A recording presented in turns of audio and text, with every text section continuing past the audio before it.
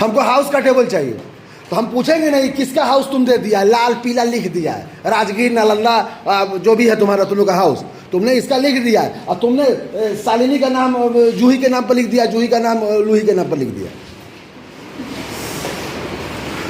तो ये डिसाइड करना कि रिकॉर्ड को कैसे फिल्टर करेंगे या कैसे बांटेंगे, दैट इज फील्ड। अब समझ में आया?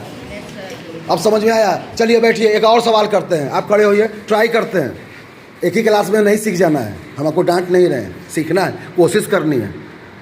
आप ट्रांसपोर्ट से आते हैं या पैदल आते हैं? ट्रांसपोर्ट से। अब अगर मैं आपको ट्रांसपोर्ट का एक टेबल बनाने के लिए दे दूं, क्या क्या रिकॉर्ड चाहिए आपको? नेम, गुड, यस, बस ट्रांसपोर्ट नंबर या व्हीकल नंबर। व्हीकल नंबर दे दो, वो हो सकता है छोटका मिनी बस हो सकता है मेटाडोर हो सकता है बड़ी वाली बस हो। तो क्या करेंगे, हमारे यहाँ नंबर से लिखा हुआ है, तो ट्रांसपोर्ट नंबर, कोई दिक्कत? और क्या होना चाहिए? नहीं, फादर से क्या मतलब है, बाप थोड़ी जा रहा है। एकदम ट्रांसपोर्ट के लिए इतना ही 3 फील्ड, बस 3, वही खत्म है। हाँ, स्टॉपेज दे सकते हैं, क्लास रोल सेक्शन दे सकते हैं। तो जब ये डिसाइड करने लगते हैं तो क्या बनने लगता है? टेबल। टेबल समझ में आ गया? लिखिए,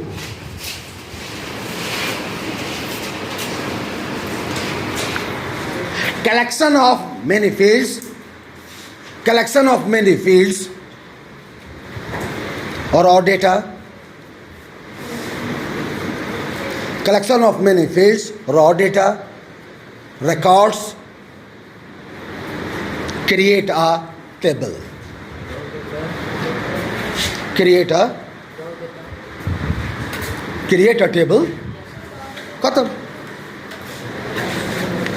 या भारी लिखने का शौक है, चीज जितना सा, क्रिएट अ टेबल, बस।